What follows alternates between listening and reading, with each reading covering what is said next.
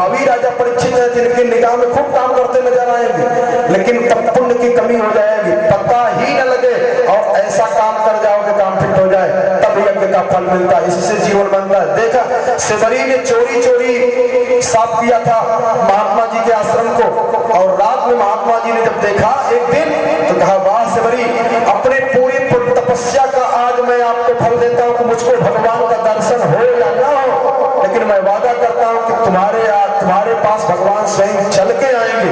और भगवान वहां चल करके गए। इसलिए इस बात पर विशेष ध्यान रखना। यदुवंशियों को श्राप दिलाए भगवान, क्योंकि लीला संवरण करना है। सप्तऋषि बैठे थे, जाम्बवती के पुत्र शाम स्त्री का भेष बना करके और जा करके पूछा कि महाराज बताइए लड़का होगा कि लड़की। महात्माओं से मजाक किया। दुर्वासा जी बैठे थे, दुर्वासा जी क्रोध आया, कहा मूर्ख, किम कदम मंद भागे बदल सिनो जना। देखो हम लोग महात्मा है, हम लोग नहीं जानते। अरे नहीं महाराज बताइए, बड़ी सुंदर है, क्या होगा? क्रोध में आकर के कहा, मुसलम खलवयस्मयम, तेरे पेट से मूसल पैदा होगा जो तुम्हारा कुल खानदान नष्ट करने वाला होगा। उग्रसेन ने कहा, इसको घिस करके समुद्र में फेंक दो। उसको घिस करके जब समुद्र में फेंका, ऐरे नाम की घास हुई। भगवान के पास समस्त देवता आकर के प्रार्थना कर रहे हैं, महाराज कृपा करके अब आप चले चलिए, क्योंकि अब समय आ गया है, अब देवलोक आपके बगैर बिल्कुल परेशानी में पड़ गया है, इसलिए महाराज आप दया करके चले चलिए। तो भगवान से समस्त देवताओं ने प्रार्थना किया है कि नकाहस्मते नाथ पदार बिंदम। द्वारिकाधीश के पास 33 करोड़ देवता विमान पर बैठ करके प्रणाम कर रहे हैं। बुद्धेन्द्रिय प्राण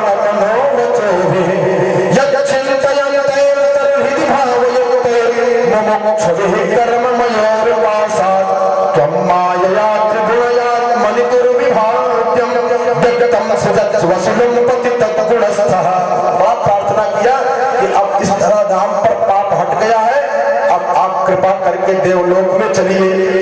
तो भगवान ने कहा ठीक है, और भगवान से बहुत प्रार्थना किया। तो जब भगवान तैयार हुए चलने के लिए, इस धरा धाम को छोड़ करके जाने के लिए, तो उद्धव जी आ गए, और उद्धव जी भगवान के चरणों को पकड़ करके रोने लगे कि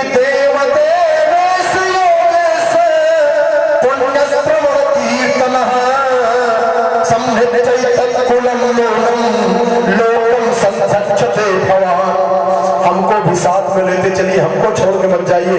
भगवान कहेंगे ना, तो उद्धव जी को बड़ा सुंदर उपदेश दिया है भगवान। कहा, उद्धव हमारे कुल में, हमारे परिवार में पहले बहुत जो बड़े विद्वान थे यदु महाराज, तो यदु महाराज एक बार बैठे थे, उन्हीं के सामने अवधूत दत्तात्रेय जी महाराज जा रहे थे। तो दत्तात्रेय जी महाराज से ज्ञान लिया है यदु जी महाराज ने, तो वही ज्ञान भगवान उद्धव जी को दे रहे हैं कि संत में गुरु राजन बहवो बुद्धपाश्रिता यतो बुद्धिमुपादाय मुक्तो कामी हतांसो। दत्तात्रेय जी से यदु जी महाराज ने पूछा कि आप निर्द्वंद विचरण करते हैं, आपको न शोक होता है न चिंता होती है, क्या कारण है? बिल्कुल हृष्ट पुष्ट हो। तो दत्तात्रेय जी ने कहा कि मैंने अपने जीवन में 24 गुरु बनाए हैं। कितने लोग रोज गुरु बदलते रहते, कहेंगे अभी तो हम 13 ही बना पाए हैं। दत्तात्रेय जी से 24 गुरु बनाए हैं। 2 प्रकार के गुरु होते हैं, एक शिक्षा गुरु होते हैं, एक दीक्षा गुरु होते हैं। तो बिना जरूरत ऐसे नहीं बदलते रहना चाहिए, कोई कारण हो या गुरु उस योग्य न हो तब। तो दत्तात्रेय जी ने प्रकृति को गुरु बना लिया है। पहले पृथ्वी वायु आकाश मापो चंद्रमा रवि कपोतो अजगरः सिंधो पतंगो मधुकृत गदः मधुआ हरिओ मीनः पिंगला पुरोहतः कुमारी सर्कृत सर्प उर्णनाभे सुपेशकृत। पृथ्वी ये 24 गुरु बनाए हैं, इनका नाम सुन लो। आदमी नहीं, प्रकृति को बनाए हैं। हमने कहा अक्षर 24 परम पुनीता। ये 24 गुरुओं की शिक्षा धारण कर लो, गायत्री मंत्र जपो, फल जल्दी मिल जाएगा। पृथ्वी वायु आकाश जल अग्नि मधुमक्खी, हाथी, शहद निकालने वाला, हरिण, मछली, पिंगला, वेश्या, क्रूर पक्षी, बालक, कुमारी, कन्या, बाण बनाने वाला, सर्प, मकड़ी और भृंगी कीट, इतने लोगों को गुरु बनाया था। भृंगी कीट को देखा दत्तात्रेय जी ने तो एक कीड़ा पकड़ता है भृंगी कीट और मिट्टी में डाल करके उसको गुनगुन गुनगुन गुन करता रहता है। धीरे धीरे उसके भयाक्रांत से इतना घबरा जाता है कीड़ा, वो भी भृंगी बन जाता है।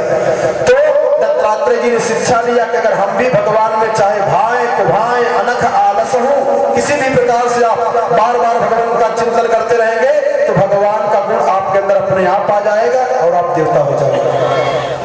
पृथ्वी से क्षमा की शिक्षा लिया, पिंगला वेश्या से शिक्षा लिया कि राजा जनक के जनकपुर में रह रही थी, लगातार पूरी रात भर जगी कि कोई ग्राहक मिल जाए, किसी का मैं धन लूटूं, लेकिन कोई मिला नहीं और पूरी रात जागती रह गई। तब उसको ध्यान गया कि अगर इतना मेहनत मैंने भगवान की पूजा में किया होता तो जीवन धन्य हो जाता, लेकिन मैं तुच्छ वस्तु धन के लिए पूरी रात जागरण किया और कुछ नहीं प्राप्त हो पाया।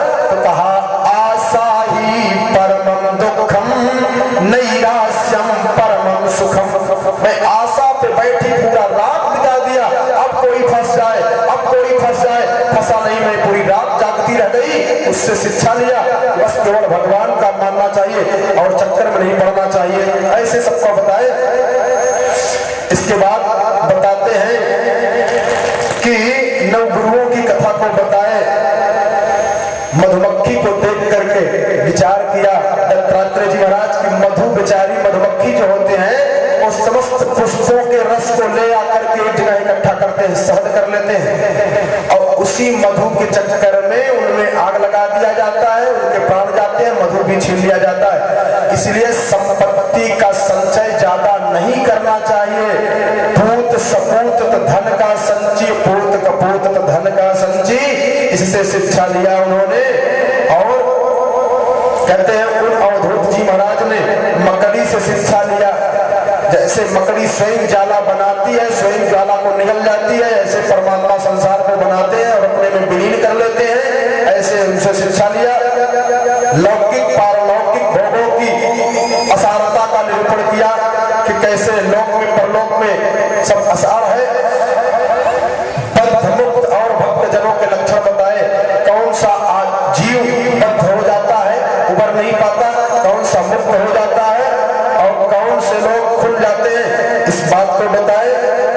कहते हैं इसके बाद भगवान ने बड़ा सुंदर उपदेश दिया उद्धव जी को, जो ब्रह्मा जी ने सनकादि को हंस के रूप में दिया था, उसको उद्धव जी भगवान उद्धव को समझाए। वानप्रस्थ आश्रम को बताए कि वानप्रस्थ कैसे रहता है, इस कथा को विशेष रूप से बताए। वानप्रस्थियों को कैसे रहना चाहिए, भिन्न भिन्न सिद्धियों के नाम बताए, भगवान की विभूतियों के नाम बताए। एक बात केवल बताए, उसी से ब्राह्मण क्षत्रिय वैश्य शूद्र ने सब धर्म जान लिया। सदा चरणे निरताः, एक शब्द प्राप्त किया, सदा चरणे निरताः। जब ब्राह्मण ने सुना तो इसका अर्थ किया कि सदा आचरणे, सद आचरणे निरताः। वैश्य ने सदा चरणे निरताः जब सुना तो कहा सदा चरणे, चरणे विचरणे माने वैश्य को एक जगह नहीं रहना चाहिए, घूम घूम करके धंधा करते रहना चाहिए, कहा सदा चरणे निरताः।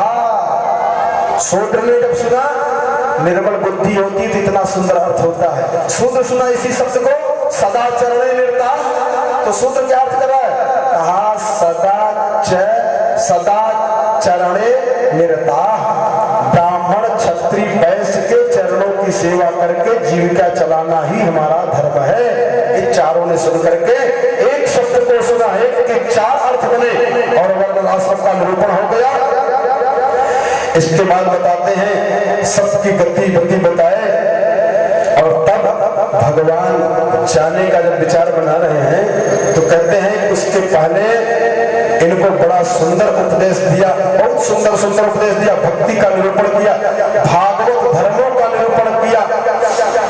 एक सुंदर श्लोक सुन लीजिए, एकादश स्कंद का है, बड़ा दिव्य श्लोक है। भक्ति ही परेशानुभवो विरक्तिर् अन्यत्र चैष एक कालः